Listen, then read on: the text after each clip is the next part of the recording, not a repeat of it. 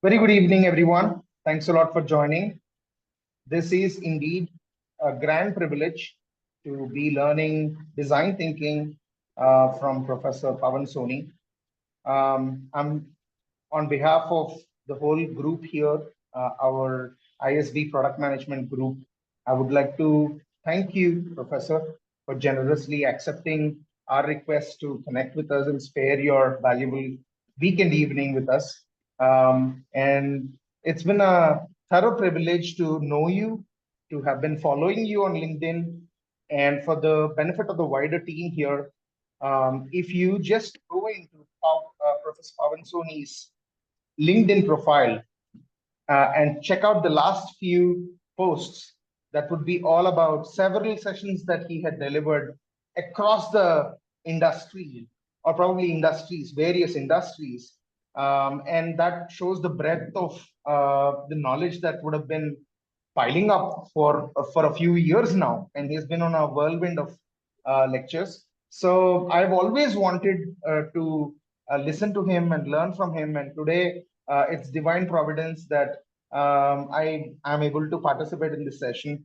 So with that said, please take it away, Professor. Thanks a lot once again. Thank you for your kind words and also for a wonderful opportunity. And yeah, so let's get started, and you can allow the questions to come in as and when you find them relevant, and I'll try to keep it the whole endeavor bi-directional. So once again, I would need the host access so that I can share my screen. Sure. So this session is on design thinking, and we'll take a slant on the product journey on how we can make the whole aspect of product development more useful. And I guess as a country, India, we need to now talk about more robust world-class products. The defense sector has already shown the way. The recent skirmish that we had with Pakistan has set the tone for what the Indian defense sector has managed to pull in a very short amount of time. The kind of ammunitions which we have, the drone technology, the defense technology that we have developed, and organizations and countries are queuing up to buy products from India, especially in the ballistic space, the Brahmas, etc. So I guess we need to ramp it up, and we have to move from a service mindset to a product mindset, which is a very integral part. So very quickly, what I'll do is I'll introduce myself, and then I'll also get the two books displayed, which will be of high value to you, which you would be able to then possibly maybe read sometime. So I run a consulting company called Inflection Point, which is into strategy and innovation. Design thinking is my forte.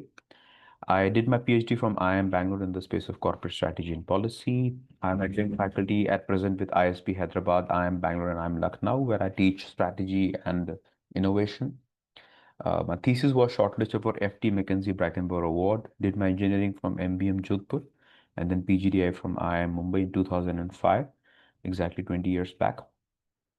I've done close to 650 workshops with 90 firms.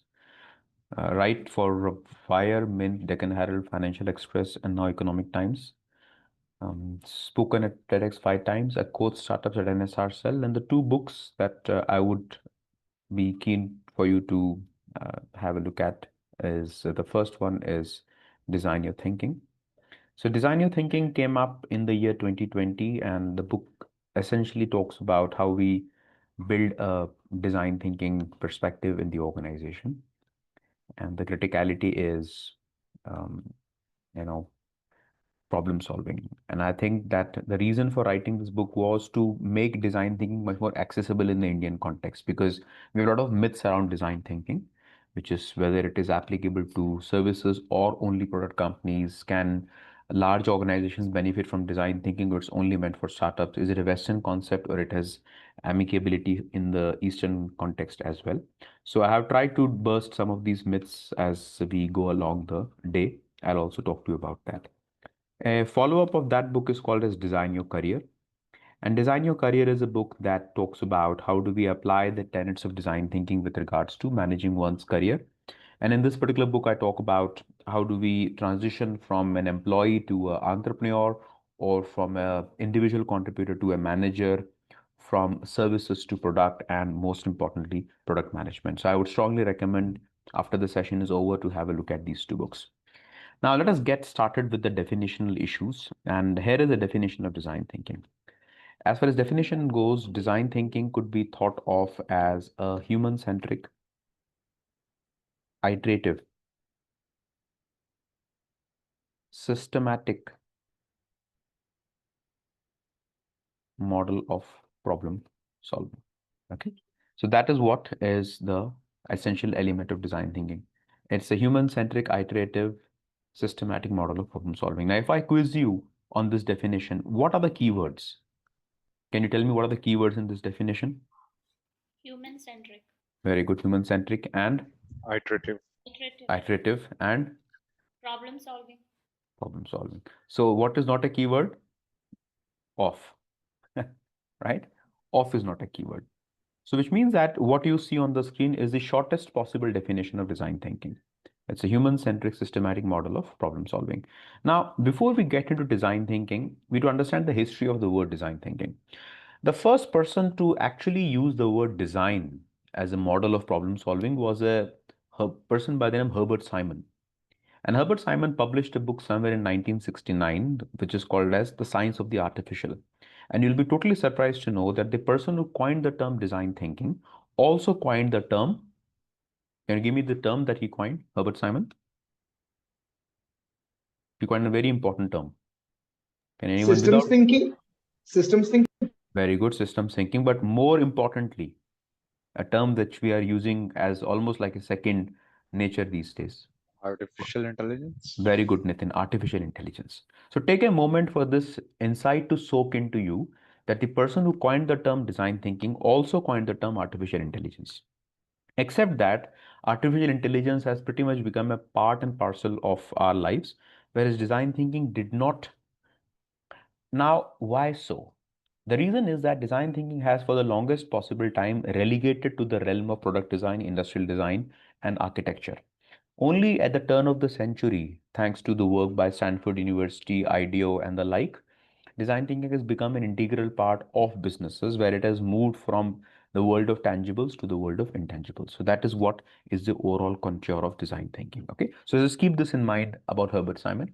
And also for the uninitiated, Herbert Simon was the first person from a background of psychology and cognitive behavior who got a Nobel Prize in economics, which is a rare distinction. And he is considered as one of the greatest polymaths of the last century. So I would strongly encourage you to go and read about Herbert Simon. Herbert Simon also was instrumental in establishing the computer science department at the Carnegie Mellon University, and the CMMI, which is Capability Maturity Model, which many of the IT industries use, is a gift from Carnegie Mellon. And Carnegie Mellon was, the computer science department was headed for the longest time by Herbert Simon. So that's the history. And there are scores of books which are on design thinking, which you should be able to read. For example, there is a book by Tim Brown called Change by Design. David and Tom Kelly wrote a book called Creative Confidence. Then there is a book called Sprint, which talks about Google's way of design thinking. There is a book called The Design of Everyday Thing by Dor Norman. So these are some of the very important texts on the subject of design thinking. Okay. Now, before we get to what is design thinking, we have to understand what is not design thinking. That is a very, very important aspect because what happens to us is that we often mistake design thinking as a process which always existed. But we need to know that how were problems solved minus design thinking, because problem solving has always been a part and parcel of our lives. And I would even go to the extent of claiming that life is problem solving. Your entire life is nothing but problem solving because you are solving problem on a daily basis. From morning till evening, you are just solving problems, except that you don't recognize that you are solving problems. That's the only issue. Now, what you see on the screen is a model that many of you would be familiar with. What is this model called? The waterfall model, Waterfall model, also called as stage and gate model. stage gate model. Okay, so let's call this model as a stage gate model. Now, stage gate model is almost a century old. And this is a staple in many organizations, especially the product development organizations. Now, this model looks fantastic on paper, but when it comes to reality, especially in a context of high ambiguity, this model falters. Now, I would invite all of you to pick holes in this model. That why is this model not as robust as one would expect a problem-solving model to be? So there are 10 reasons why this model falters under uncertainty. Okay, why? Let's start with the first reason. Tell me, what's the problem with this model where it doesn't work under uncertainty? You can't make changes in this model. For example, you have to follow the Okay. process. Rigid model. Rigid can't make changes on the fly. All right, what else? This What's the other model assumes the results are known, like quite known. Okay, so expects certainty. Certainty, yeah. Yeah. Yeah. Okay, what else? What are there are 10 reasons. By the time you get to the final step, I think the requirements from the end user or customer would have changed, or the So expectation. out of sync Yes. with real time customer requirements, right? Yes. What else? No reverse engineering. No reverse engineering. Okay, so it's only one directional. So can I say it's one directional or unidirectional? Yeah, right. It does not promote the change in the. Yeah, so again, so which goes back to the first thing, which is no change management. Okay, what else? Come again? Wait, what? No, No, one of the interns was supposed to send it. Never mind. are you talking to me? Sorry. I can't understand. Dr. Pavan, what I see here is that as the state gate model, until you clear the gate, you can't go to the next stage. Yeah, so it is gated, which Gated. means you need to cross the hurdle. Positive, Why yes. is that a problem? Because until the gate is not clear, I can't move to the next step. I can't make iteration Yeah. before the gate, go back to the step, Yeah, the problem correct. first. So very importantly, you use a word called non-iterative. Yeah. Now, what is the problem if it is non-iterative? Utilization, Of what? resources involved is not efficient. So that could possibly be another point. So resources not utilized. There could be some activities could be done simultaneously, and a gate is not required for doing the another activity. But So non-iterative means non-simultaneous. Not possible.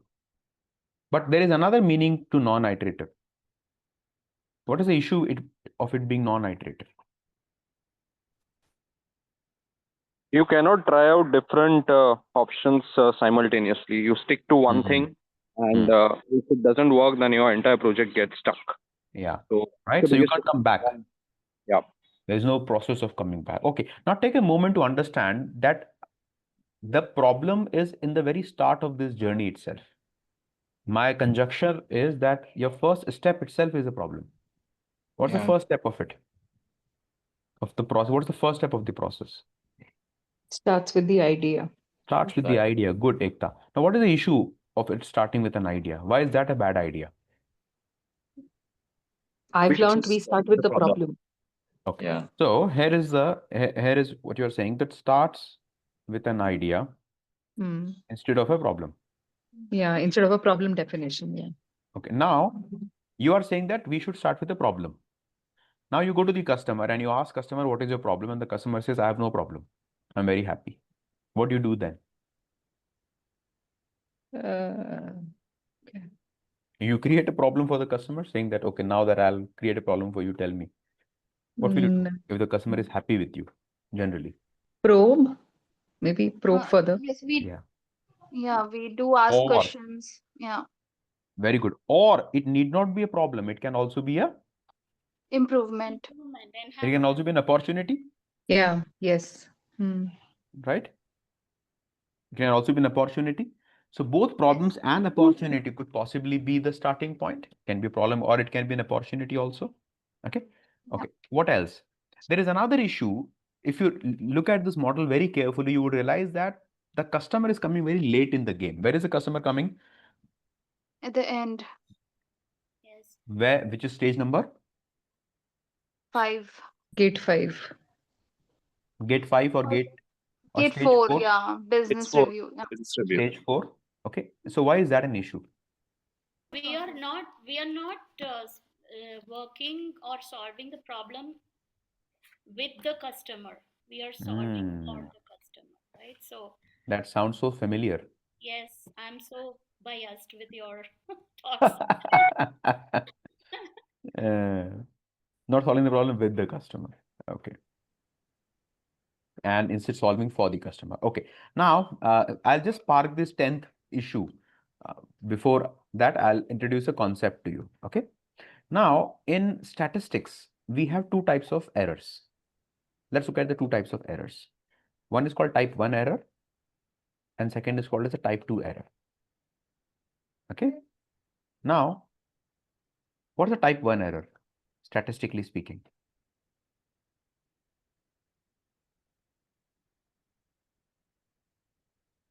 Tell me. When you talk about statistics, I know statistics is not something that should be spoken about on a Saturday evening. But statistically speaking, what is a type 1 error? Maybe a known error. It's a very common phrase that we use. Type 1 error is called as, in medicine, what is type 1 error? It's called as? False positive. Very good, false positive. Okay, can you give me an example of false positive? Let's look at somebody going through a COVID test or somebody going through a regular blood test for sugar. What's a false positive in sugar test? What's the meaning of false positive in sugar test? 90. What's the meaning of false positive in sugar test? The person being detected with diabetes, though he or she may not. False positive means the result shows the person is diabetic, but actually the person is not diabetic. That's a false positive. What's the type 2 error? Yeah. False negative. False negative. What's a false negative? That the person is diabetic, but the test fails to Does not. Okay. detect. Test does not detect. Yeah. Okay. Now, in the realm of innovation, we call the type 1 error as failed innovation and the type 2 error as missed innovation. Okay. Now, take a minute to understand that for an organization, what is a more dangerous error, 1 or 2? Second one. Second one, missed innovation. Missed. Why? Why is a type 2 more lethal than a type 1 error? Just going back to that analogy of actually the patient is ill, but the result shows not ill, right? So actually there's a problem, but we are not solving the problem, right? So we are missing out on the major critical problem to solve as a group. And it is better trying than not trying at all, I think. Yeah. So type 2 error is much more dangerous because not only that you missed out on your innovation idea, but your competition took the idea and most likely sealed your fate in the market. Now, if I look at Bill Gates, a couple of years back, there was an interview of Bill Gates, and Bill Gates in that interview admitted the most severe mistake in his professional career. What was his biggest mistake? Not any research. In his professional life, what was Bill Gates' biggest mistake? Not taking over the search engine as a business. No. Something related to Windows Phone or?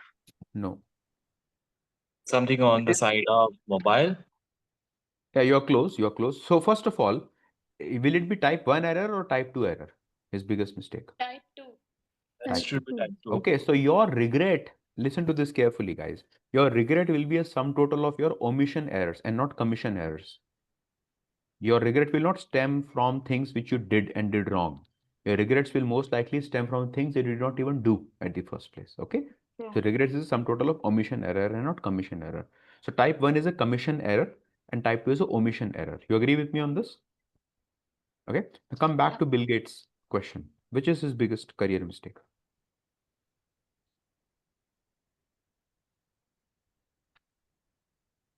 Not catching on the Android wave. Exactly. Not acquiring Android. As you all know, Android was a company that Google acquired. Google never created Android. It was a company that Google acquired for about $50 million. Okay. By not acquiring Android, which was in plain sight, they committed this mistake of a false negative. Now, if I go back to this chart or this model of mine, by having so many gates, 5, what error am I reducing? 1 or 2?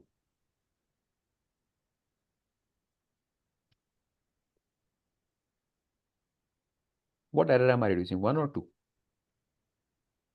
One. Type one. I'm reducing type 1 error. Very good. And by reducing type 1 error, what error am I increasing?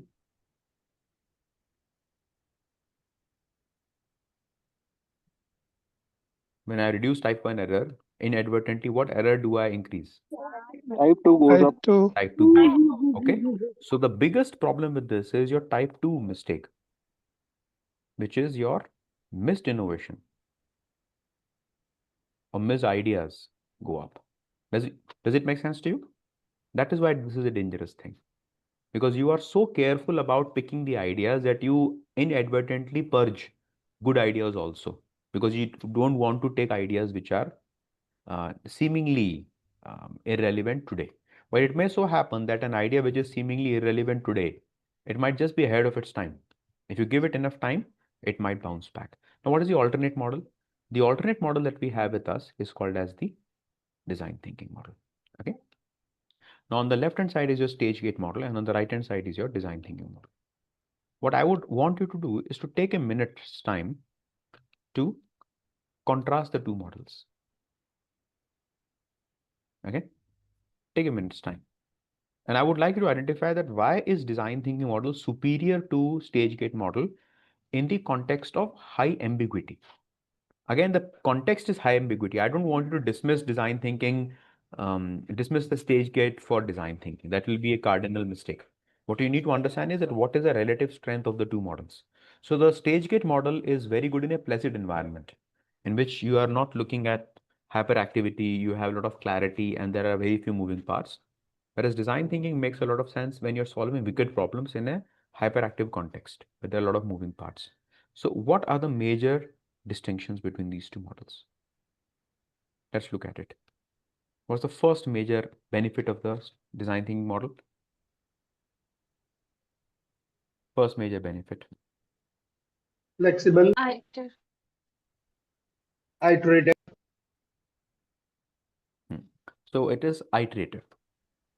Where do you see it iterative? Where is iterative? Those arrows going up and yeah. Yeah, that's iterative. Okay. So first of all, it is iterative. So how is it useful that it is iterative? How does it help? If something doesn't work, we can go back and then work again. So go back. Feedback is immediate. Yeah, So Go back continuous and feedback fix. and improvement. Yeah. Immediate feedback. Yeah. Okay. What else? it's a What's the other? empathetic. So it's a customer is first actually. Starts with customer. Starts with customer. Okay. So instead of customer coming at the end of the game, in this model, customer comes pretty much at the beginning of the game itself, which means that you are not trying to create something which is tangential to the customer. Okay. What's the other benefit here? What's the other big benefit in this model? Change is promoted. Like Where do you see that? changes. Where is that when you're saying change is promoted? Where do you see it? So when it is sync with the customer and then we can go back and change the things. Yeah. So that is again iterative. What else? Yeah. I want 10 benefits of this model. pay close attention. What is the starting point of design thinking as against stage gate? Stage gate starts with an idea. Design thinking doesn't start with an idea. Starts with Customers. inspire. Not even customers, inspire. Start with the opportunity, I would say. Yeah. So how is that better than starting with an idea? How is it better?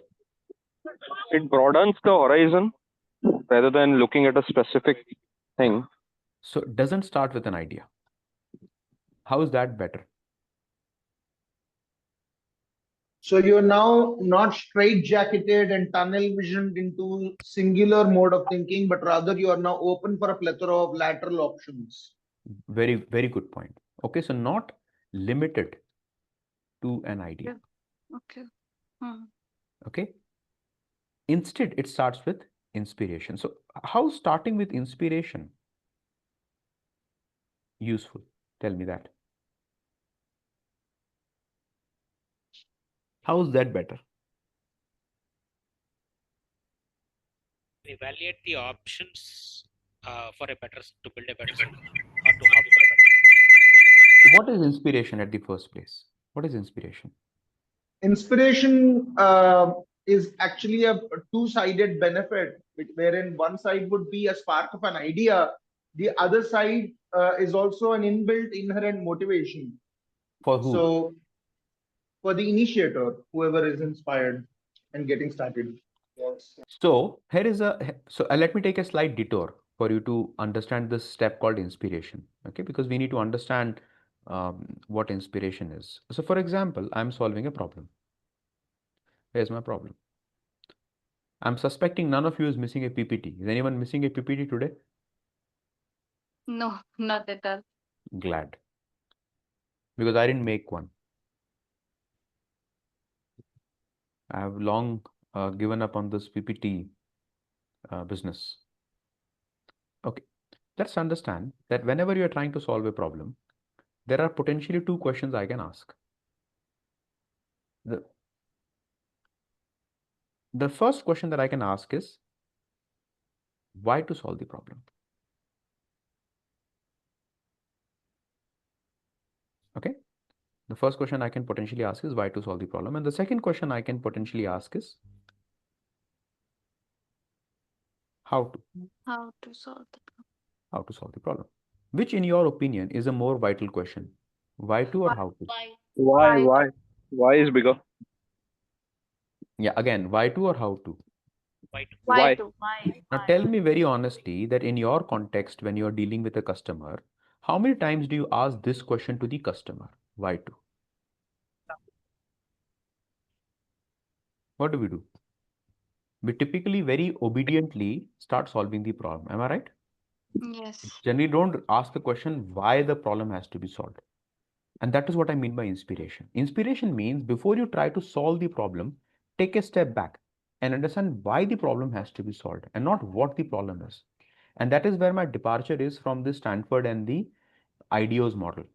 If you look at the model proposed by Stanford, IDEO, Google, Luma Institute, or even Harvard, and in my book, Design Your Thinking, I extensively critique these models. My fundamental departure is that these models starts with empathy. Now, if you start with customer's agenda, you are missing out on your own agenda. Do you think a happy customer can make a company bankrupt? No. Yes. Let me give you an example. Oh, Yeah, okay, it can make it bankrupt. Yes. Look at Kingfisher. Correct? Like, Yeah. I don't know of any unhappy customer of Kingfisher for as long as they were flying. But Jet Airways, I loved Jet Airways. Didn't we all love Jet Airways?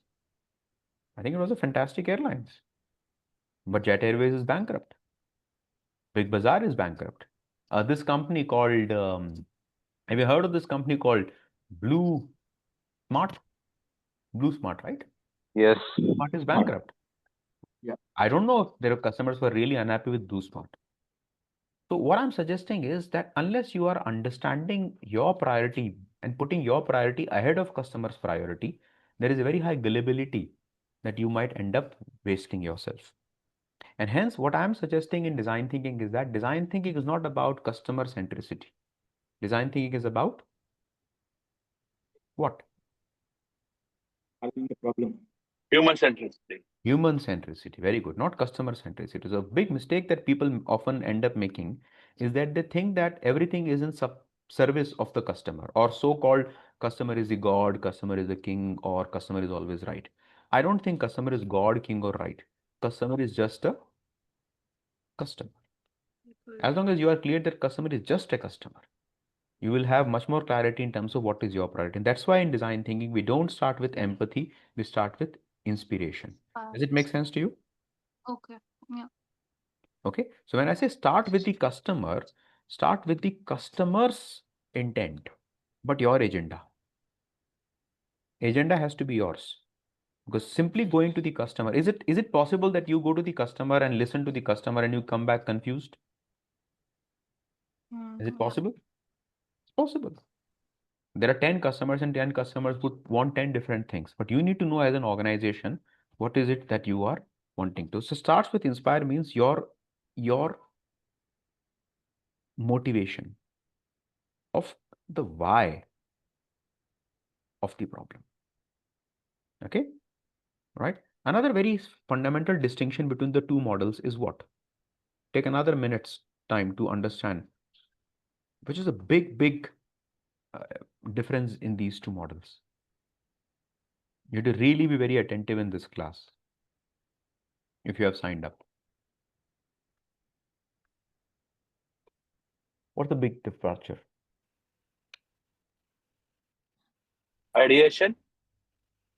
Both have ideas. Empathize. Empathize. There is no concept of empathy here. Now, what is the meaning of empathize? Put yourself into the shoes of the end Huh. user. So putting yourself into other person's shoes. Can you give me a definition without shoes? Okay. Work along with the end user to get the feedback, what they love to Very good. have. Yeah. Is empathy easy? No. Why? To understand the other person perspective, it's sometimes difficult. You'll not, because you are not facing the same thing that the person is facing. So empathizing becomes difficult then. Very good. Empathizing becomes difficult. One of the big reasons is empathy comes at the cost of what? Self-attention, and we are so attuned to our own selves for a Very long good. time. Right. Yeah. Also comes at the cost of expertise. Okay. The more you become an expert in a certain domain, the less empathetic you end up becoming because you already know the answer even before the question is posed to you. Okay, so along the journey, if today time permits, I'll also touch upon how do we really go ahead and understand, develop empathy, because I guess empathy is core to problem solving, because unless you understand the problem, there is hardly a chance that you can solve it. Okay, now let's come to the prototype and test state. What Dr. is... Pavan, if I may. Yes, please. Hi, this is Abhishek. To your earlier point, customer centricity versus human centricity. But in the point you mentioned here, you've written customer's intent. Can you sort of help me bifurcate this a little more? Good point. Good point. Right, because finally that guy is a human, understood, but that human will also have an intent, and while he's a customer, will also have an intent. So how are you going to really can you just go a little deeper into that? Maybe we've just Good scratched point. the surface on that. Good That will point. be helpful. Totally with you. Now let us understand the definition of customer. Okay, now let me give you an example. Okay, suppose you take a Cerelac. All of you know what is Cerelac, baby food, formula food, Cerelac. Let us try to understand the various players in the Cerelac thing. There is a baby, there is a father, mother, the maid who feeds Cerelac, the grandmother, the pharmacist, the doctor. Okay. Now, do you think that each of them have their objective aligned? No. What does the baby want No. from Cerelac? Taste, Very good. Taste. What does a mother want? health, Nutrition. nutrition, What does a father want? economical, and nutrition. Very Yeah. good. What does a maid want? Easy to prepare. Good. What does a Dr. grandmother? Pavan, a lot of times maybe the mother just wants to make sure that the kid eats. Exactly. Maybe it's not even the nutrition part of it, right? Totally with you. Totally with you. The kid eats. Okay. Yeah. Grandmother may be concerned about nutrition, possibly. Correct? Yeah. What does a maid want? Easy to prepare. Easy to prepare. Yeah. What does a pharmacist want? Easy to sell, Sales. easy to Margin. Margin. Very good. Margin. And fast moving. What does a doctor Fast want? moving. What does a doctor want? Once a repeat customer, once a repeat Right? patient, Now, maybe. if I'm Nestle, correct. If I'm Nestle, who's my customer? Doctor. The doctor. What if the family can't afford it?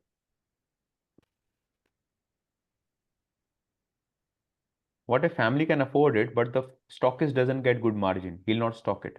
What if the stockist stocks it, but the baby doesn't like it? What if the baby likes it, but it is too difficult to make that the maid doesn't make it? You Yeah. see? So if I'm Nestle, do you think I have a customer? No, you have multiple. Multiple customers. So when I say customer centricity, what I mean is we need to talk about stakeholders. Okay? It's never a customer or the customer. You have to have stakeholder. Now, what's a customer? A good definition that I would like to offer to all of you about a customer is anyone whose problem you wish to solve. But that's it. Okay. That's a customer. Make sense to you? Yep.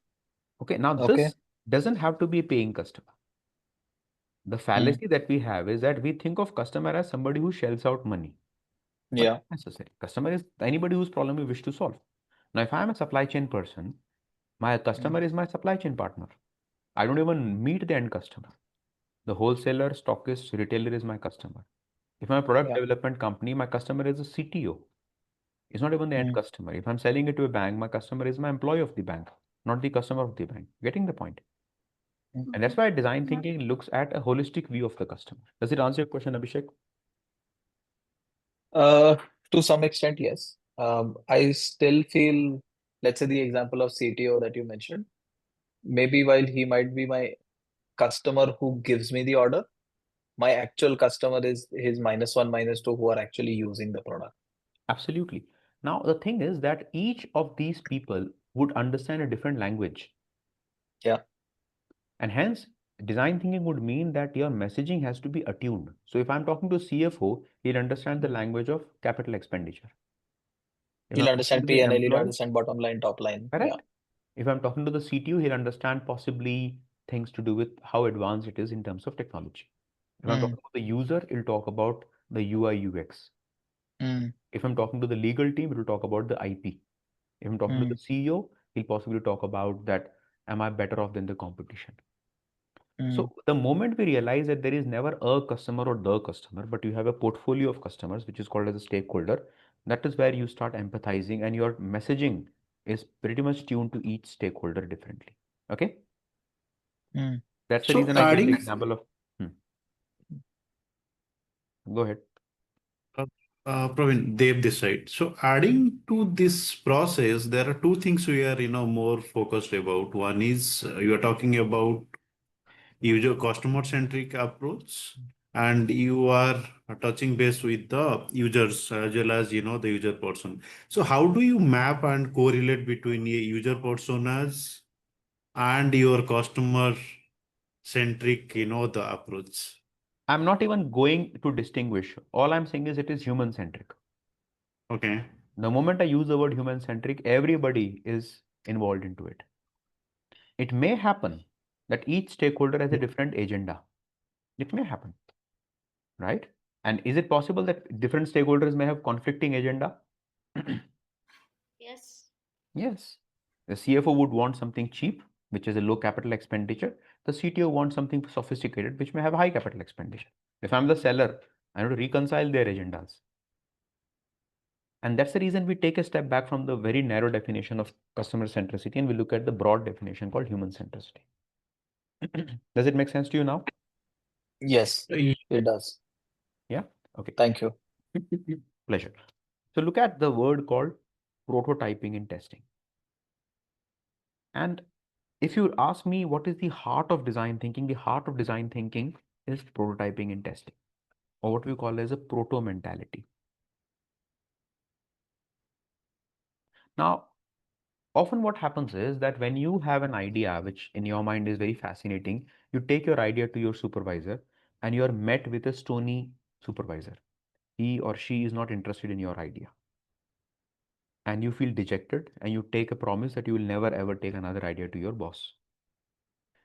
Now, why do you think your boss easily shoots down your idea? Why is it easy to shoot down your idea or anybody's idea for that matter? Why? It costs a lot of attention and needs a lot of effort to explain the real terrain that they have a vantage point and they are privy to. Possibly that could be one of the reasons. The other reasons could also be that maybe likability plays a role in career progression, and people generally don't encourage everyone. So that could be one of the reasons. Totally with you. Another very fundamental reason is that you are living with the idea for a long time. So you have some sort of an attachment with the idea and you are filling the gap. But when you are showing the idea to your supervisor, he or she has no reason to believe in the idea. But if you show a prototype to your boss, do you think the boss will find it easy to dismiss that prototype?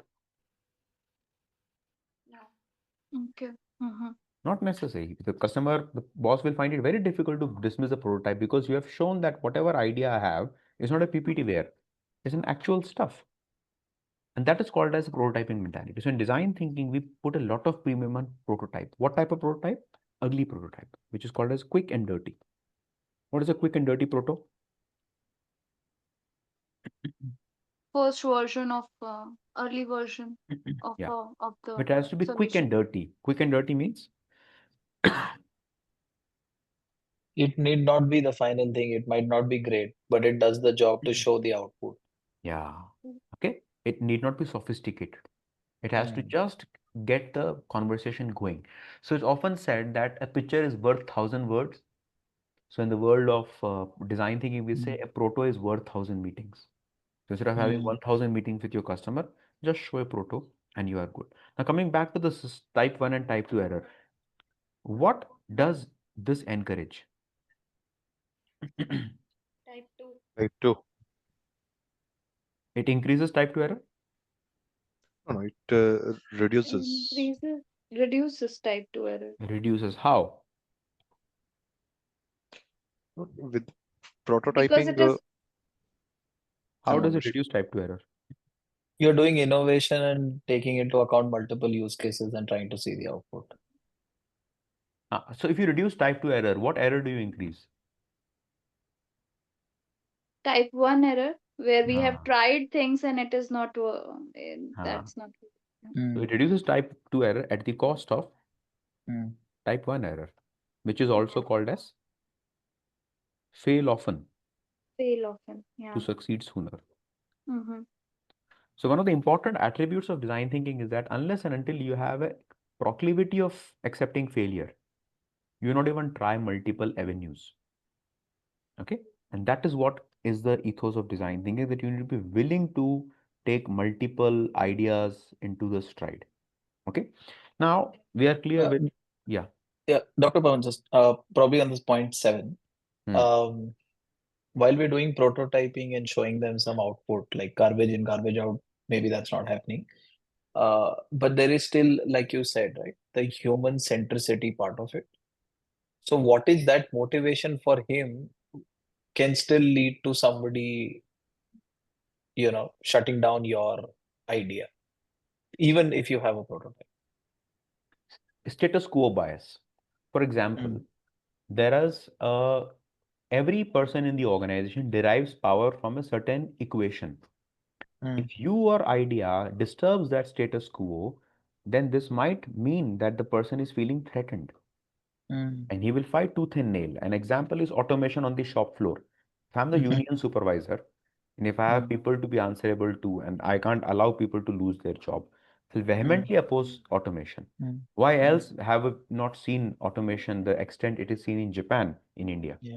Yeah. The reason Japan is very advanced on automation is because of labor shortage. And we have not embraced automation on the shop floor because of excessive labor. Yeah.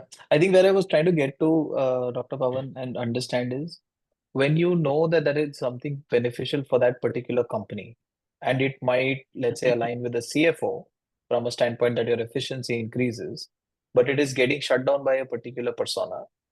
How do you bridge that gap? Like you very clearly said, right? The CFO wants at low cost, but the CTO wants something great. How do you bridge that gap? So what we use is we use a technique called stakeholder map. So in stakeholder map, what we try to do is we map all the constituting stakeholders of that particular project. And for each stakeholder, we identify what are the positives and negatives, which is called as the motivators and detractors for each specific stakeholder. And if you realize that there are certain stakeholders who have more detractors than motivators, like the head of union or the labor in question, then we try to create some benefits by modifying the core idea itself. Got it. So what we need to understand is that an idea is always a provisional piece. You should never ever be fixated on the idea and say that the idea will not change. Idea will evolve. Any idea has to mutate.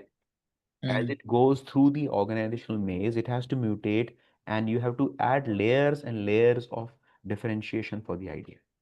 A very good example is how political parties build coalitions, right? It's not easy to build coalitions, by the way. In a democratic setup, you need to build coalitions. Now think of what happens when you have a marching order given to people without taking them into cognizance, right?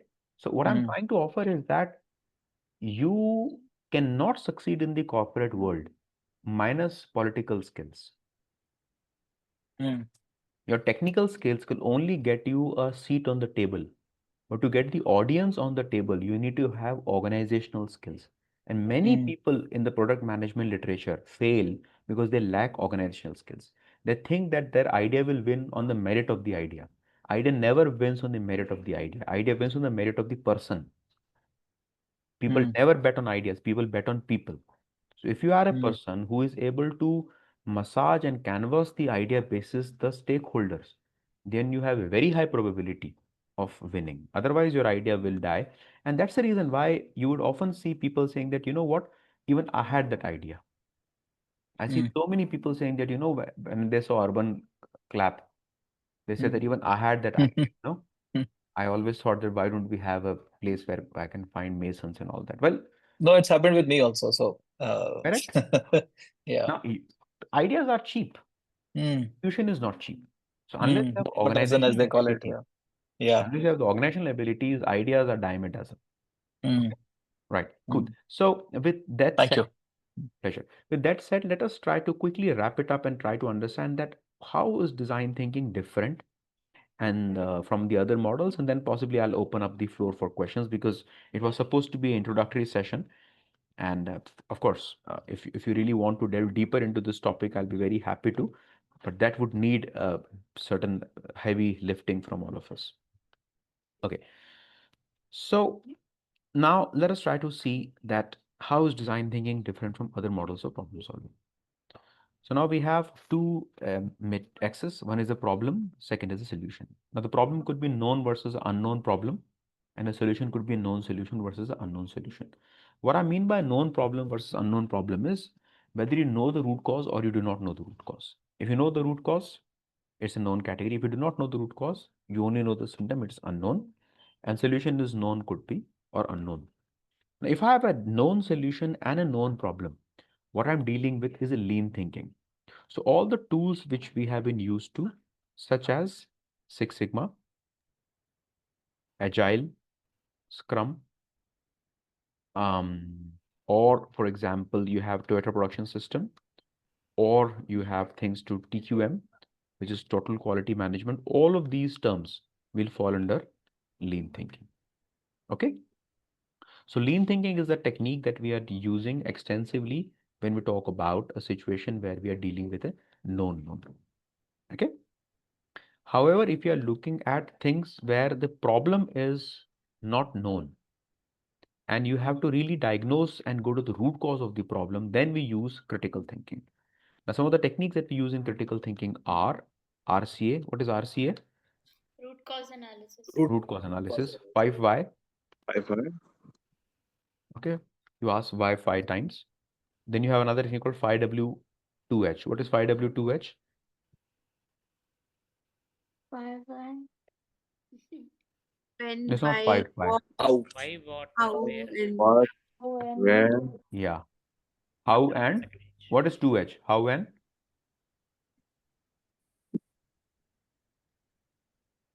how and how much? Okay. Ishikawa diagram. What is Ishikawa diagram? Fishbone diagram. Fishbone. Fishbone diagram. Okay. Then you have TOC. What is TOC? Theory of constraints. Very good. Theory of constraints. Okay. So these are the techniques that we use in critical thinking. Now, if you have a very clear-cut problem, but I have ran out of all my solutions, then we use lateral thinking. Now, who coined the term lateral thinking? Edward de Bono. Very good. Edward de Bono. Okay. So the techniques that we use in lateral thinking are scamper. What is scamper? Scamper is substitute. Acronym for, yeah. Yeah, very good. It's an acronym for lateral thinking. Substitute, combine, adapt, modify, purpose, eliminate, reverse. Second technique is called as 6 thinking hats. Who coined 6 thinking hats? Once again, Edward de Bono. Very good. Sorry. Then we have TRIZ. What is TRIZ? What is TRIZ? TRIZ stands for Theory of Inventive Problem Solving. So it's a Russian technique of problem solving. I would encourage you to understand the 40 matrix of TRIZ. Check it out. Another technique that we have is called as a blue ocean strategy. What is blue ocean strategy? The blue ocean strategy is a bunch of methods that we use to create uncontested market territories. So we have 6-path framework, we have ERRC grid, we have 3 tiers of non-customers, we have the buyer utility map. So in my book, I talk about a bunch of methods which are available for lateral thinking. And finally, if you are dealing with the unknown category, the problem is unknown and the solution is unknown, then only we use design thinking. Okay. So technically speaking, design thinking is used only when we are dealing with a very, very complex problem, which means that there are 5 conditions which I need to be met where I use design thinking. Okay. The first condition that I have when I use design thinking is what we call as audacity of goal. Why do I need a highly audacious goal to use design thinking?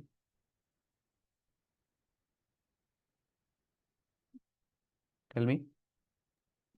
For a simple goal, this much of a rigmarole would be, and this much of knowledge and brainstorming would be too much.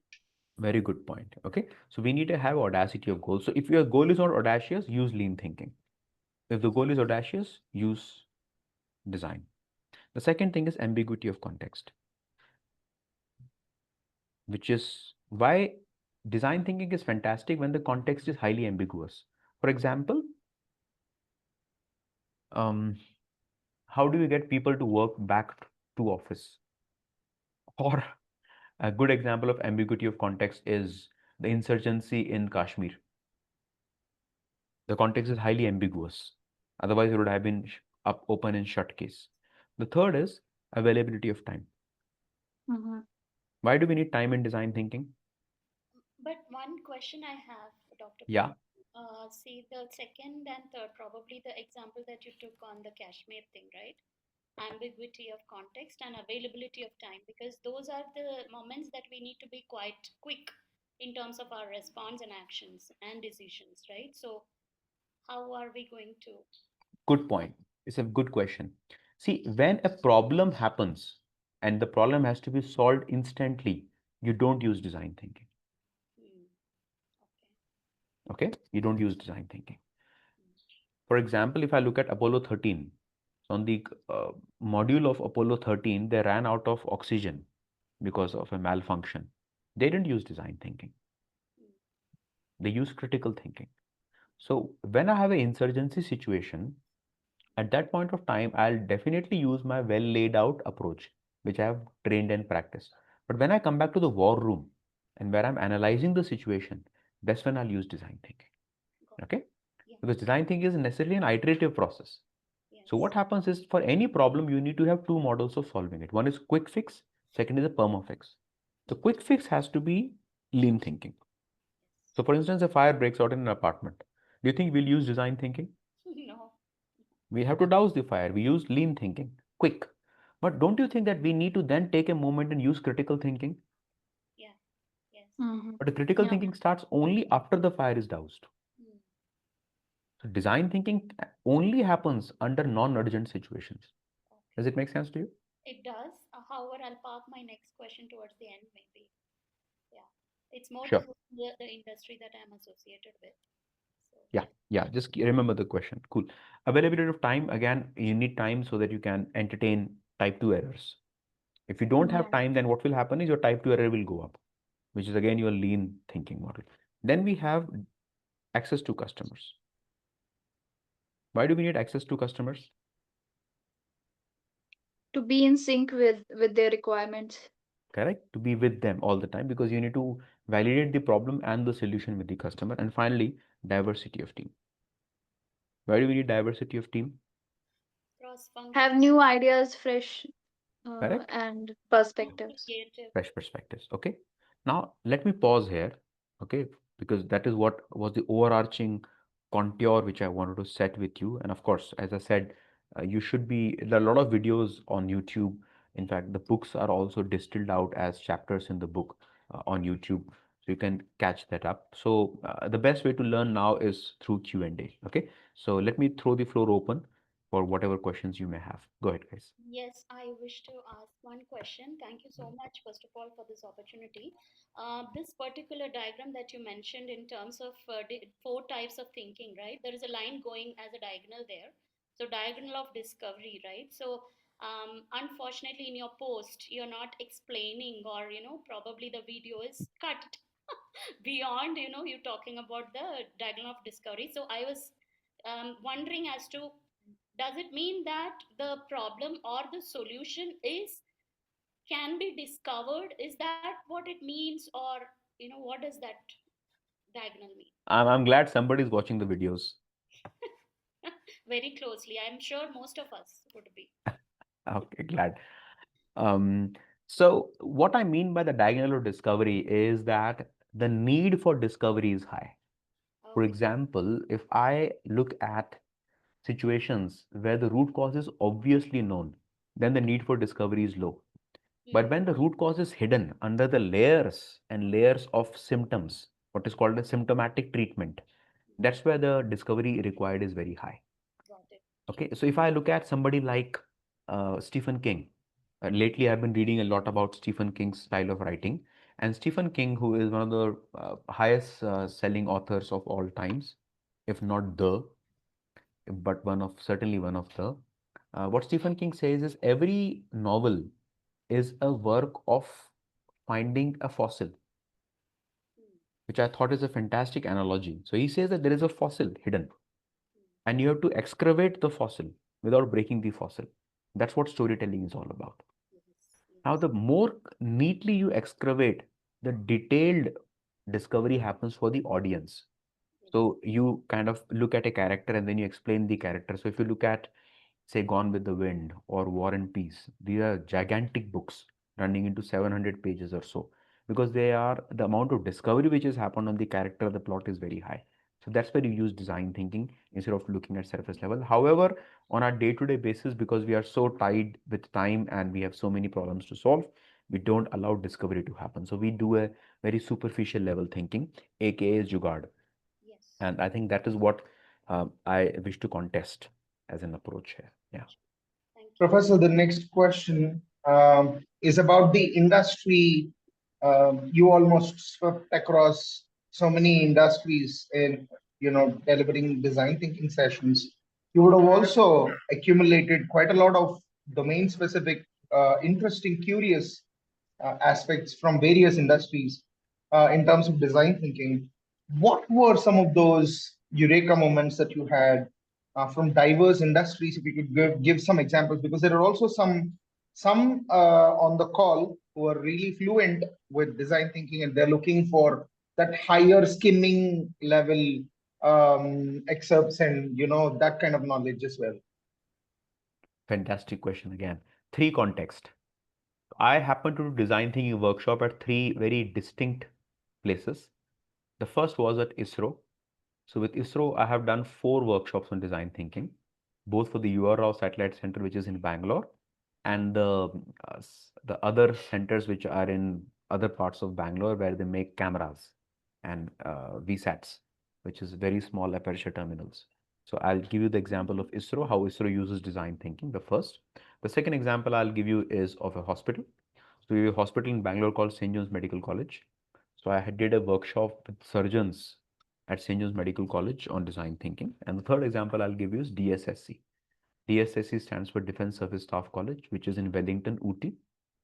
So where we had people who have served 15 years in armed forces on the full-time commission basis, and that's a stepping stone for them to get into the tri-service commanding positions. And now, in each of the 3 contexts where I went, we had some amazing insights gleaned on design thinking. So let me start with ISRO. Now, one of the best practices which I saw in ISRO with respect to design thinking is that ISRO is very, very focused on the aspect of attention to detail. Now, in ISRO, they don't have any regards to hierarchy. They have the saying in ISRO, which is science means no hierarchy. What I mean by science means no hierarchy is that if there is a puzzle and the puzzle can be drawn from the lowest rung of the organization, and somebody who is at the lowest rung can challenge the chairman of ISRO on a scientific topic. So that is something which I thought is phenomenal at ISRO. And also the ability of tryouts, because their ability to make prototypes in the room in front of all of us is phenomenal. To begin with, ISRO doesn't have vending machines. So what I've found very peculiar about ISRO is that because they have no vending machines, there are very specific times of the day when you can have a tea break, a coffee break, a lunch break, which sets the cadence of the entire organization. Labs have no locks. And when I started my workshop at 8:30 a.m. at ISRO and closed at 5:30 p.m. at the campus, and I asked people at 5:30 p.m. that what's next. So they said that the day starts then. So after 5:30 p.m. they went back and they worked 8 hours. Okay, so nobody cried. So these are some of the work ethics of ISRO. The second example I would like to draw is of St. John's Medical College. So in St. John's Medical College, we had to solve a complex problem of uh, when a patient moves from a operation theater to ICU, the chances of infections are extremely high. Okay, so we have to work with the surgeons to come up with some mechanisms and some what we call as checklist to ensure that when the patient is moving from the OT to ICUs, the chances of infection that typically happens in the intubation is where you have a tracheostomy done here, and you put a tube which has a direct access to your lungs.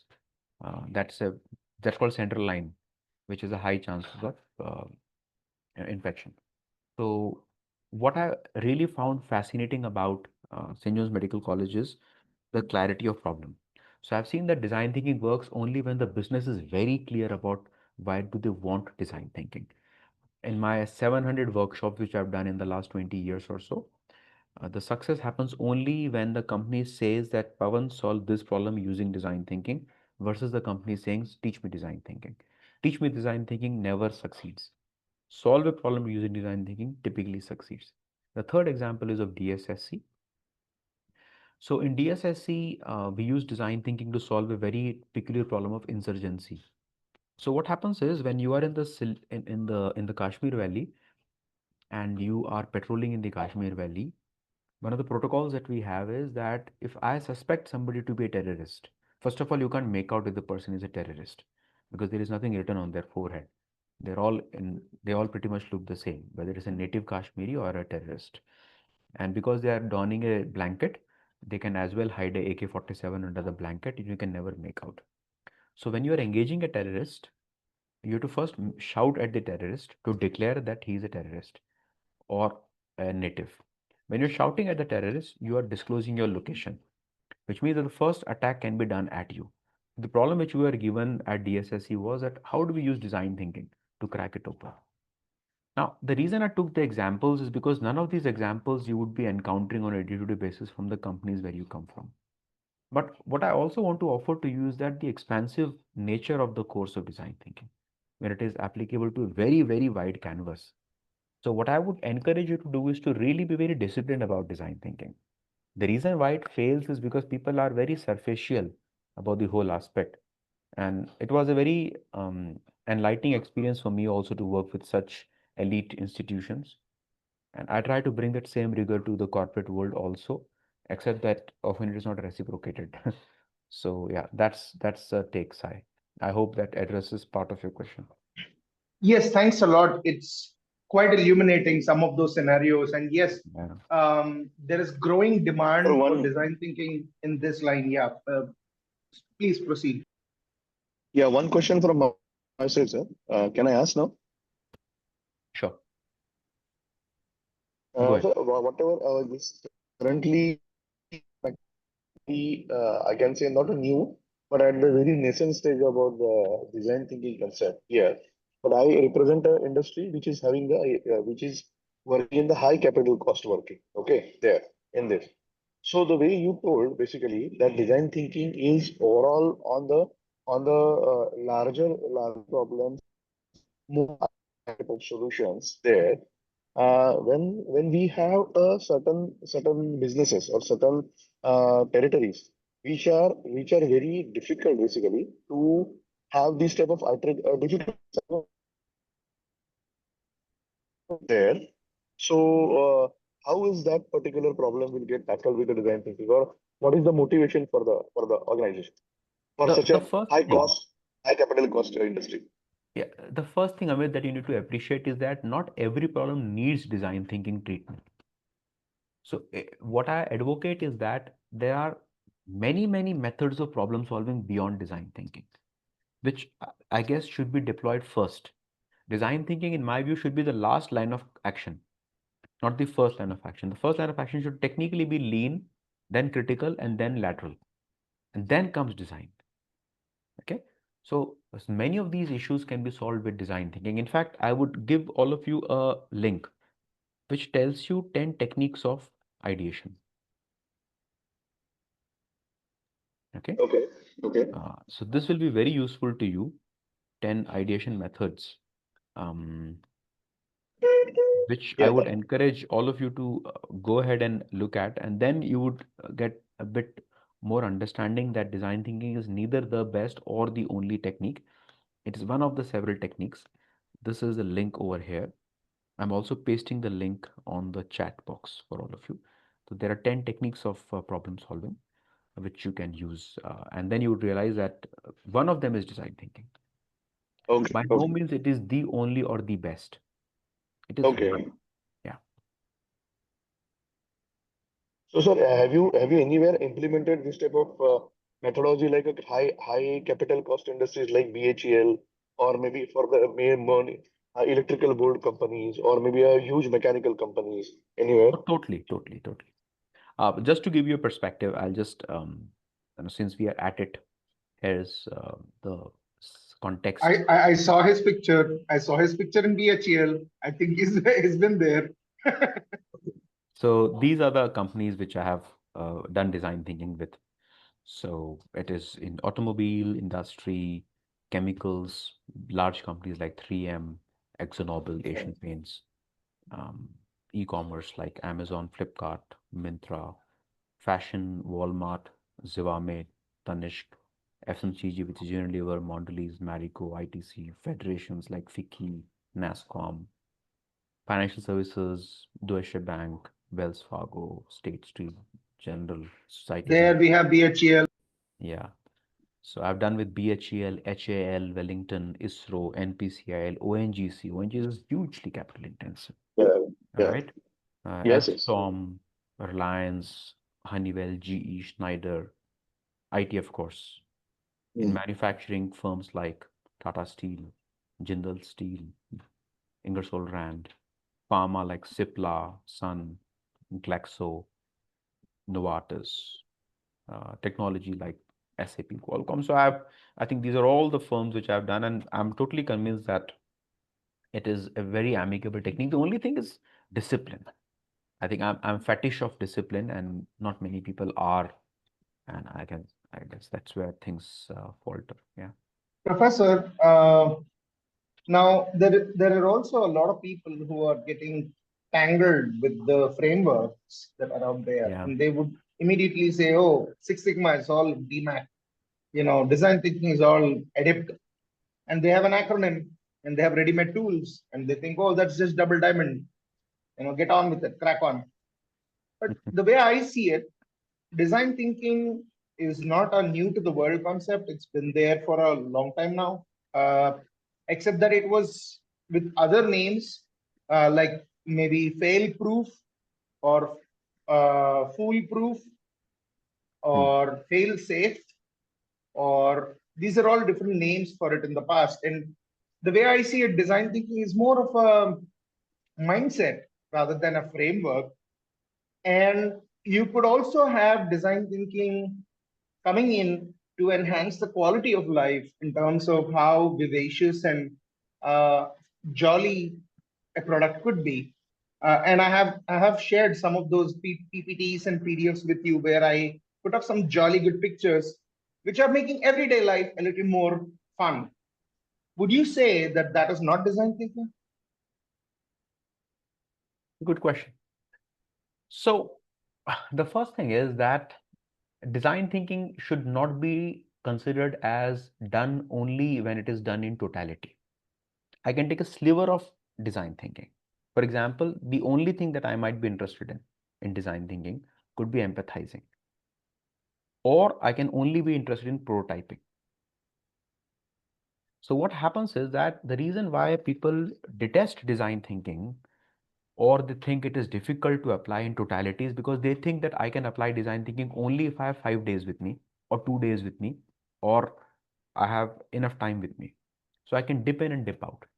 So the examples that we are used, or that I saw a couple of your videos, the examples that we have are good for design thinking, but they are not equivalent to building a culture of innovation in the organization. So one-off examples are not necessarily equivalent to the culture building. And what I'm coming to is that unless and until we look at it more from a cultural aspect, these examples will be far and few in between. So if you have to really bring a systematic problem-solving culture in the organization, we need it to be done at a slightly more systemic and systematic level than the one-off example. So in India, we have no dearth of jugaad or no dearth of quick fix solutions. But country as a whole, we are not considered innovative because we have not systematized it. So in summary, what Six Sigma did to quality, design thinking is doing to creativity. That's the parallel which I can draw. So these examples are good for inspiration, but one should not mistake these examples as design thinking at an institutional level. That's So, not true. We have come this far, and the Indians like a little bit of extra throwing in, when it is thrown in. So you might as well teach a little bit of systems thinking, and then we would feel a little more satiated and happy that it's come for free. Yeah. Yeah, absolutely with you. So systems thinking, so one of the most seminal books on the systems thinking is Peter Senge's Fifth Discipline. So for those who are really interested in systems thinking, the Fifth Discipline is the book for you to really understand. So at a very elemental level, systems thinking is your ability to look at the whole. An example which I would like to offer to all of you is the traffic situation. Now, I am in Bangalore, and for the longest time, I've been traveling to Electronic City. Now, we had a massive challenge of going to Electronic City before the flyover was constructed. And then they made the flyover, and you can zip past from Silk Board to the Electronic City mouth at almost like 100 kilometers an hour. But the real bottleneck is the Silk Road junction, which means at the system level, the throughput of a car or of a passenger pretty much remains the same. So against systems, what people end up doing is called as local optima. So you optimize the part of the system at the cost of the overall system. So instead of doing a local optima, you have to look at a global optima. And that's where you have to understand the interconnectedness between issues. Now, a very good example of systems thinking, which I can talk about, is GST. Now, the reason GST has become such a massive success and Government of India is raking in 2.5 lakh crore rupees per month because of GST. And as a result, we have very, very good position with respect to cash available with the Government of India. Only today, the Reserve Bank of India gave 2.5 lakh crore of equities to the Dividends. India, dividends to the Government Yeah. of India. Thank you. Because of the very good cash situation that we have. Now, why is GST so successful? The reason GST has become such a success in the country is because they took a systems view. And a good example of that systems view is the GST credit offset. Now, if there was no offset of GST, I don't think GST would have been such a successful thing. Which means if I paid GST to when I bought something, if I paid GST, I can offset that payment of GST with the GST which I'm paying to the government. This offsetting of the GST ensure that I am much more willing to declare, and this entire chain of GST is connected. And that's the reason when I'm taking certain things out of the GST bucket and making it zero, it becomes very tricky because the offsetting becomes an issue. So GST, UPI, Aadhaar are successful in India because of the systems view. So if I look at the three most successful technologies in the public stack of India, one is Aadhaar, second is UPI, and third is FASTag. And they have been made possible in India and nowhere else possibly is because of systems thinking. So I think it's a fantastic wedge that you have brought in, Sai. And systems thinking is synonymous to design thinking. So that's what one needs to bear in mind. Yeah. Interesting insights. Good chat. I couldn't think of in my life suddenly moving into a financial example and pulling that out.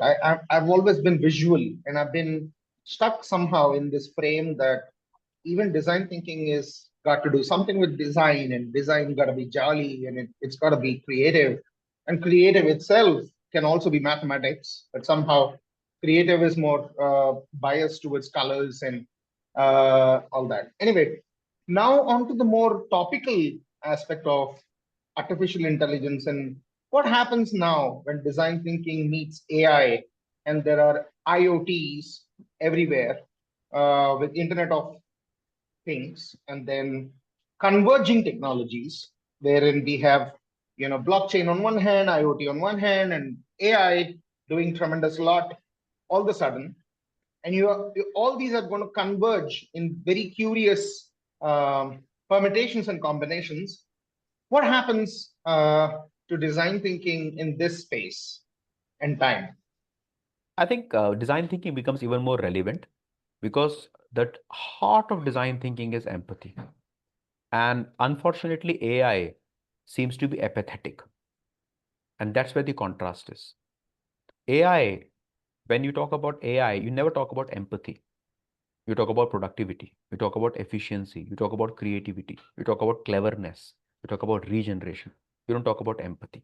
So to make AI relevant to the human being, DT becomes even more important. So Herbert Simon may be turning in his grave right now, where we are contesting between DT and AI.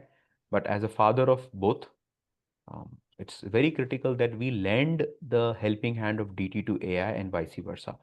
AI improves the efficiency of DT and DT make AI relevant in a human context. That is where the convergence happens. That is interesting, which means DT is growing big time.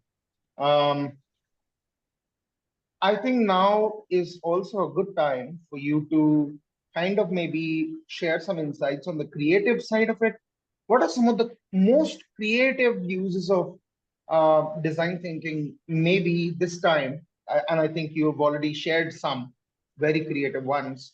and also the system, the atmosphere in which they are prevailing in terms of examples that you gave. But now maybe more visual, more aesthetic side of design thinking. Have you seen and come across any aesthetic jolly good products that are being developed? What are your favorite products now in the market, Pavan, Soni? So I'm not a product guy because I think, for instance, this might come as a little bit rude shock to many of you, but I'm not a big fan of Apple, for example. I think Apple is the world's most product-centric company. We often call customer-centric company Apple as an example, but I don't think it is true. So I'll recoil back to the examples where the myth which I really want to burst here, Sai, is that design thinking is not about design. It's about thinking. The word design has dominated the discourse on design thinking so much that we still think that unless you're designing a physical contraption or you're designing something which is visually appealing, only then you are designing. No, it's about thinking what to design. It's not about designing some stuff. And I think if we can take that perspective of design thinking, we'll be in a far better shape than by trying to figure out, does it look good? Because in a country like India, what we need is behavioral nudges. That how do you get people to change their behavior towards saving, change their behavior towards being more socially conscious, change their behavior towards the importance of education, the importance of social credibility. And that is where India has a massive role to play when it comes to adoption of design thinking to do social nudges. So I, for one, would not be gung-ho about reducing design thinking to the world of aesthetics, because that has been the most cardinal mistake that we have been making all these years. Yeah. So it's not about how things look. And that's what Steve Jobs said. Am I right? He said that design is not how things look. It's not how things feel. It's how things work. So that is the more seminal way of looking at the whole affair. Yeah. So what we Now, can let's take the last question here, because it's almost like 8:30 and many people, including me, are feeling hungry. So we can squeeze one last question if that is okay with all of you. And it's a Saturday after all. If that is fine by you. And the last question. Would Dr. be Pavan, while we're talking about implementing and applying design thinking to work, etc., how can one apply that to their own personal lives? I think the life is a lab, Mhm. which is the biggest of all. And I guess the most salient way of applying this to your life is to, first of all, understand that we need to have an intent, a very clear intent on a daily basis as to why we are going about things.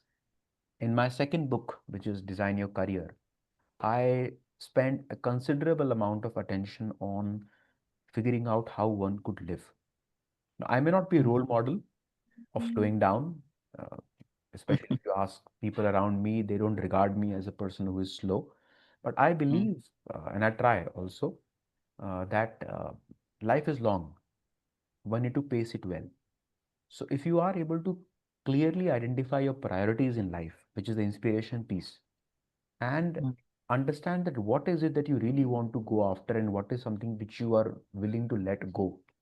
And it's never too early, it's never too late also to go about it. I think there is no better a place to apply design thinking than your own life, because there is no better a reward than that. You might really sweat yourself off to help your organization grow, but you may still be cutting a sorry figure. So I think you still need to apply all of what I have said, whether it is about inspiration or empathy or clarity of thinking to your life. And I believe that one needs to be much more disciplined, because I believe that the quality of your thinking dictates the quality of your life. If you think well, you live well. So what design thinking promises to help you is to think more clearly, think more systematically and holistically, and which I guess will assist you at life and at work.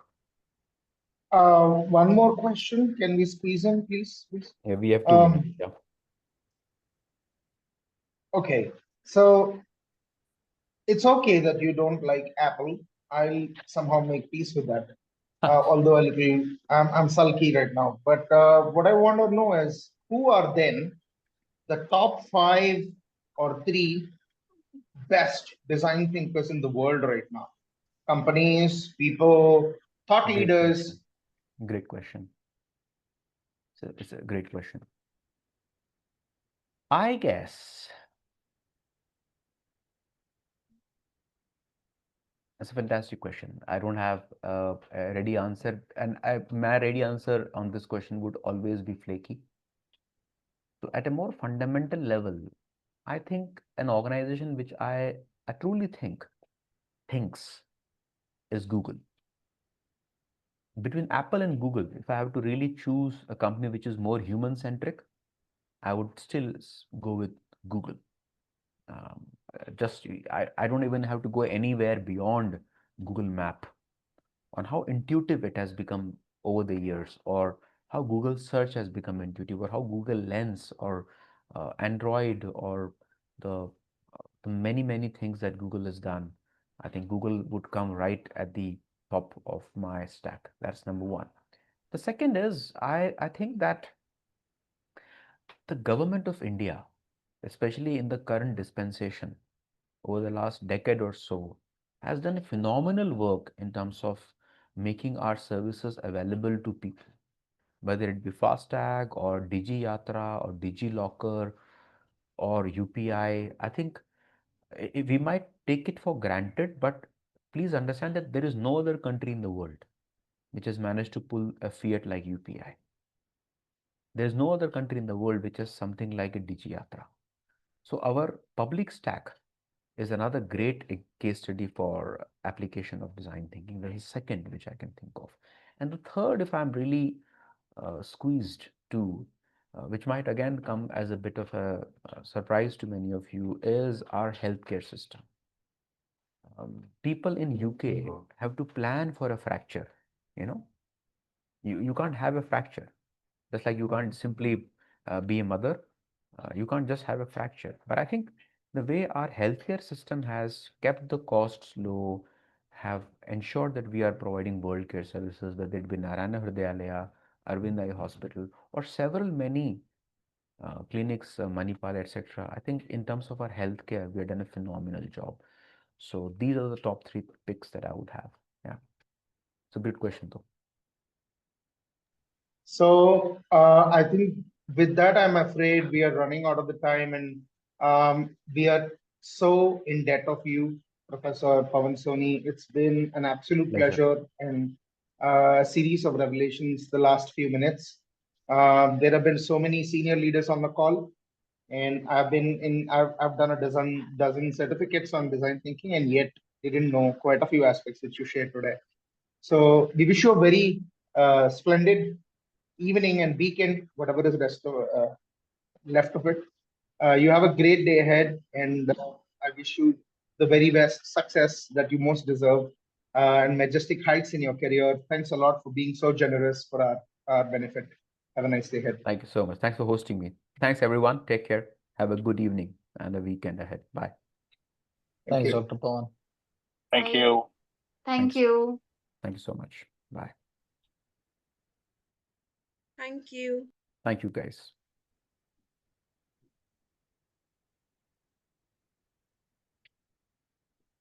We could stop the recording now. I can stop the recording now. Yeah. Yeah, you have to take the host access and do the needful, because if I exit, the meeting collapses. So that's why you have to take the host access.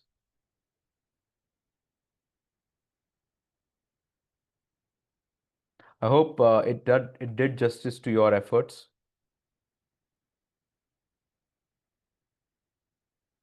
Please, Professor, thanks a lot. It's a grand privilege to have learned from you, and some of these things that you taught today have been quite revelating.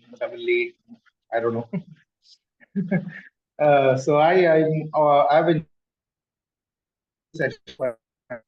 There have been some insights which were very revelatory.